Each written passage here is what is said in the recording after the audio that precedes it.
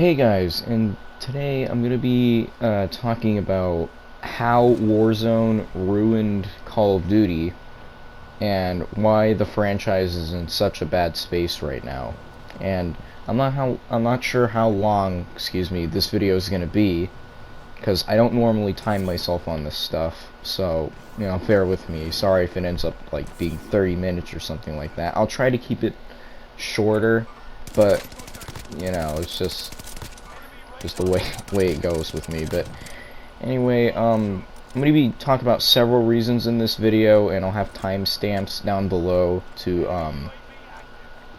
for each show each specific reason. And yeah, without further ado, let's get into it. Anyway, one last thing before we get into it.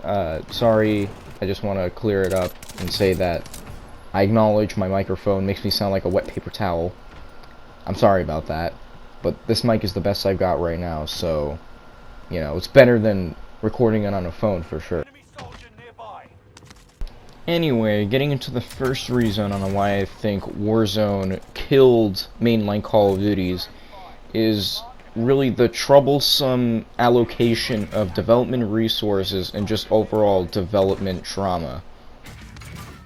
Now, what I mean by this is, if we take a look at the past year, we all know that Activision, if you haven't been living under a rock that is, they have been accused and have several allegations against them, which honestly at this point, most people believe them to be true, because, there's just so much crazy evidence against them, like, why wouldn't it be true?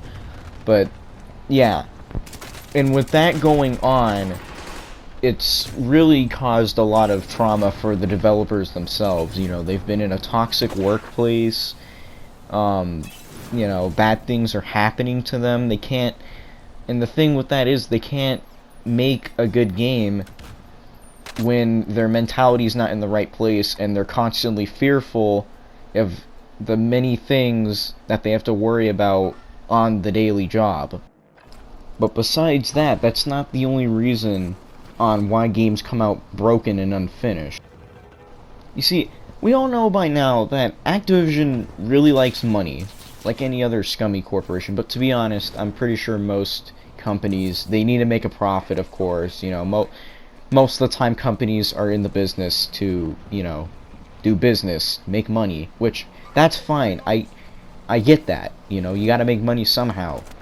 But the way you do it is very important, and that's what overall I hate Activision for doing to the series. They constantly, since they've prioritized Warzone over anything else, they've constantly have been neglecting, putting actual development resources into the mainline Call of Duty games, and instead would just put those resources towards Warzone, because obviously it makes them the money. And in turn, we come out with a very unpolished, buggy, and just complete garbage product. I mean, for example, look at the last 3 Call of Duty games we've gotten. Modern Warfare 2019, I will admit, it was pretty polished. Sure, there were some bugs at launch that needed to be fixed, but overall, the game was pretty polished and it was in a playable state. But then you look at Cold War's launch, and it was very rocky. There was almost nothing to do, there was no content at launch, and there was no reason to play the game because of how little content there was. And the game took about probably 6 to 8 months, maybe even the full yearly cycle, to actually improve and make the game worth buying, or at the very least playing. I think Cold War, just really quickly, I think Cold War is actually a pretty decent game after the updates, and I'd recommend you play it. The zombies is pretty fun, but, yeah, but just, that's besides the point. You shouldn't have to wait, months, maybe even a year, even just any amount of time for substantial content. You should be getting substantial content at launch. All that content we got through Cold War's release cycle, we should have gotten that at launch. We shouldn't have been waiting no year or year and a half, because after that they did like a little year 2 small updates, which that's very appreciated from them. But you know, you shouldn't have to wait like months to a year down the line to get enough content to be it worth playing. And that's due in large part to Activision's strict Call of Duty cycle, where the developers only get about 2-3-ish years to develop a game, which honestly isn't a whole lot of time if you want actual innovation. And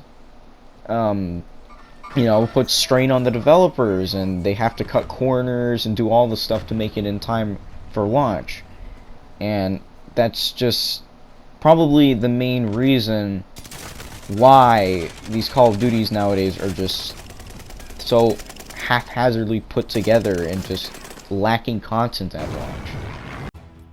I mean, the whole reason that they are lacking content, they're so, like, terribly put together, is that they're always just Warzone revolved around. Like they just have these games made just so they can put extra content in Warzone. You know, they're not treating it like it's some actual, like, mainline COD game, and that should be focused, like, around itself and not just another spin-off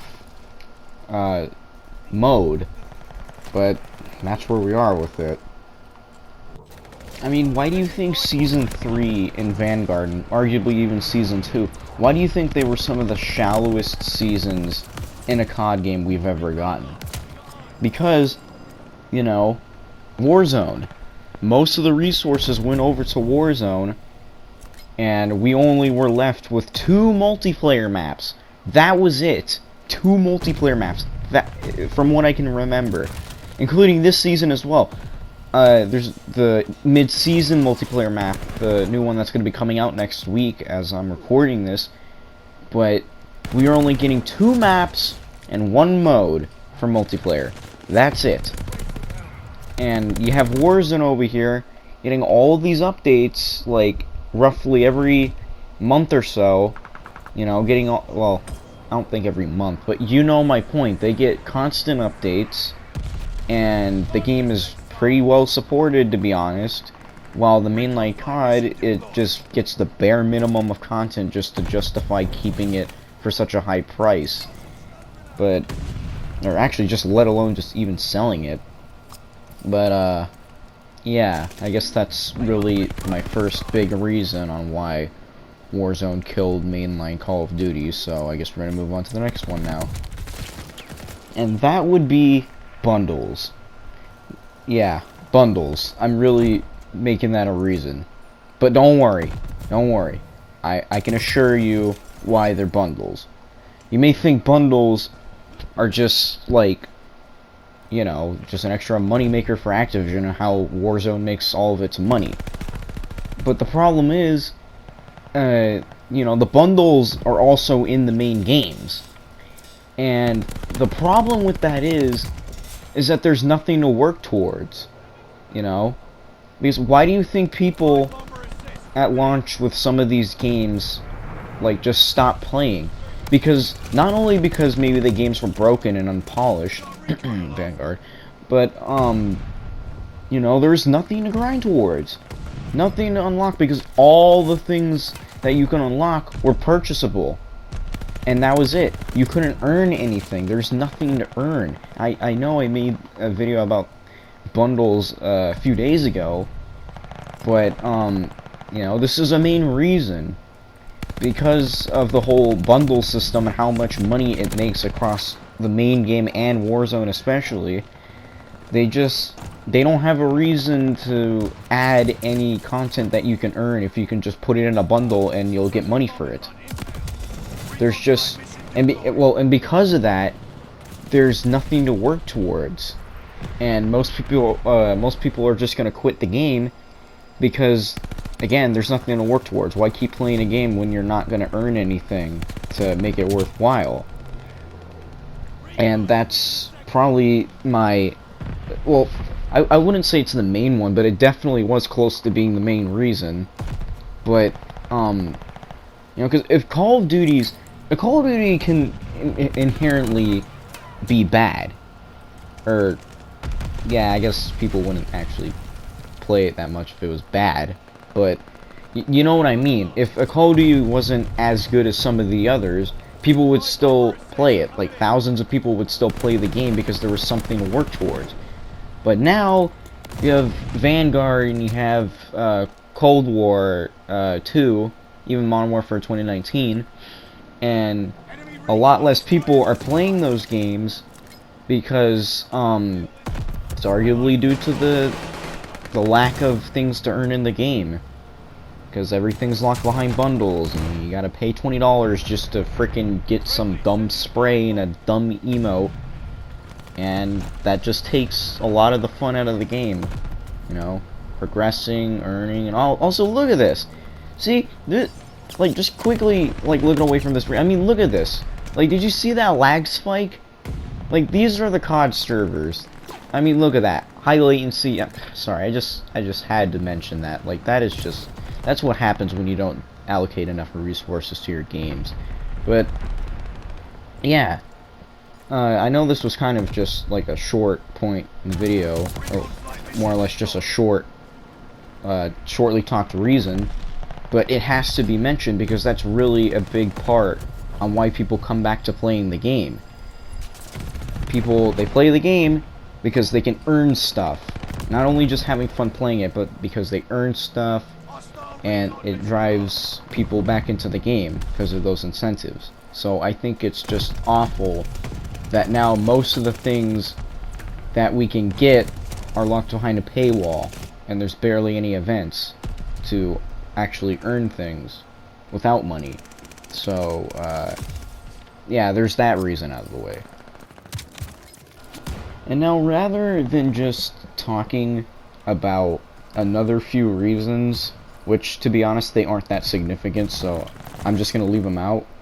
Instead, I'm just going to talk about some of the ways that we can fix the series, and how we can make Warzone, you know, we can keep Warzone relevant while not just outright killing it, because I think Warzone has its place in the COD franchise, because many people like it, so I don't just want to say, oh yeah, just get rid of Warzone, you know, like, oh, it's terrible. Like, I personally do not like Warzone, but I don't think that just because I don't like it, I don't think many people who actually like it shouldn't be able to play it.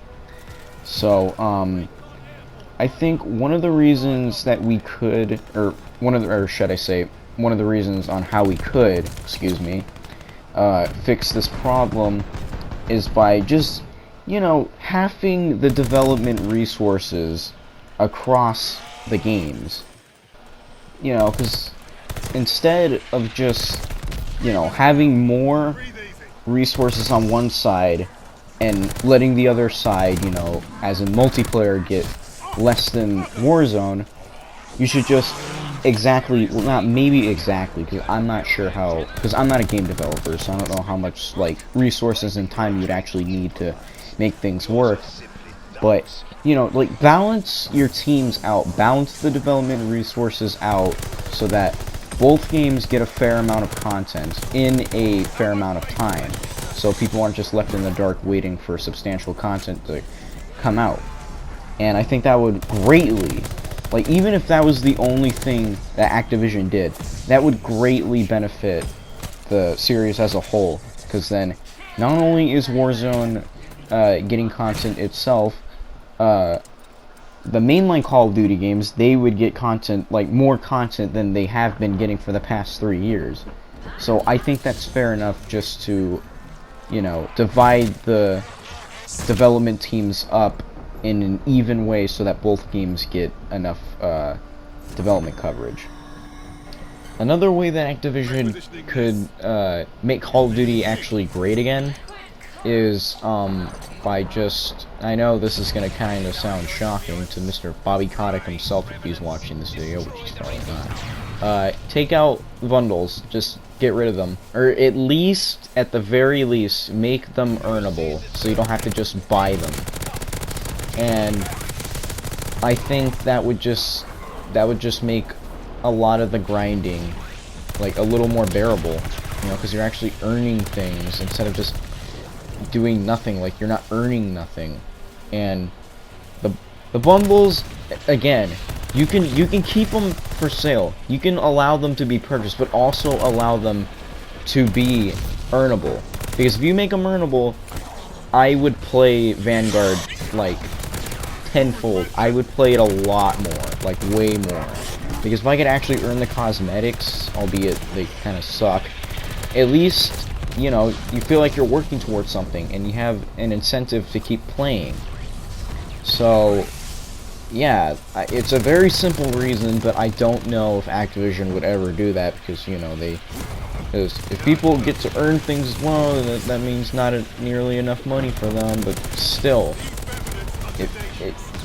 monetization is, above all, what you should not be focusing as a #1 priority. It's about the experience for your customers, and if you have happy customers, they'd probably spend a lot more money on your game. Sure, you'll probably lose out on some money, but at least you're putting a good image for yourself and earning money. But I don't know if Activision would ever have a good image at this point. I mean, Microsoft might do a makeover for them, but we don't know. But yeah, I think one final way that Activision could actually make Call of Duty, you know, great again to play is by ditching the stupid pseudo-seasonal prestige crap. It's dumb. Why did they even switch to that? But actually, I kind of just said it before. I kind of answered my own question before then. You know, I know because of the season system, they keep resetting people's ranks, so, you know, they can come back and grind out again, you know, because that's how the seasonal system would work. But, you know, if they ditched that stupid system and actually had old prestige mode back, then that would help a lot. You know, that would increase the progression a lot more. You know, some people aren't gonna prestige because, you know, they don't really want to go through the grind, but it's got a completely optional thing. So it pretty much is kind of like more content, and then they can have rewards for prestiging, just like the older Call of Duties. And I think that that's one of also the main reasons people just don't play the newer Call of Duties a whole lot. It's because they took out the dumb, or should I say, they took out the good prestige system and they put in a dumb one just because of the season system. So if they got rid of that and they added old prestige back, I think that would really benefit it. You know, that would really benefit the franchise. And, well, yeah, I think that's about all I have to discuss today. I know this video is kind of like just me just rambling and kind of just being stupid, to be honest, but, you know, I just had to speak my mind, even if, you know, half my brain cells aren't working. But, you know, I had to really just give my 2 cents on Call of Duty, and also just look at how bad the lag spikes are getting. I had to play in zombies. Like, this session I was playing in, I was lagging well, not the entire time, but I started lagging towards like the end of my session, and I was getting just fed up with it. Which is another thing that I hate about Vanguard Zombies. I like the new map, but, well, I mean, it's just, you know, new mode, but I like the map, but it's just like the server, like having to be on a server just to play the game solo. It's dumb because then things like this happen. But oh well. Anyway, yeah. Thanks for watching, and again, I apologize for, you know, just kind of being unorganized, but I just like to do these rants, or just most of the commentary stuff without a script, because, you know, I like to speak my mind without having some, you know, like, just, you guys know what I mean. See, this is exactly why. You know, I want to be genuine. I don't want to just feel like some corporate PR scumbag who just reads from a script and isn't like saying things from her. I know it kind of sounds stupid, but bear with me. But yeah. Anyway, I think that's gonna do it. So yeah, thanks for watching, and See you guys in the next one.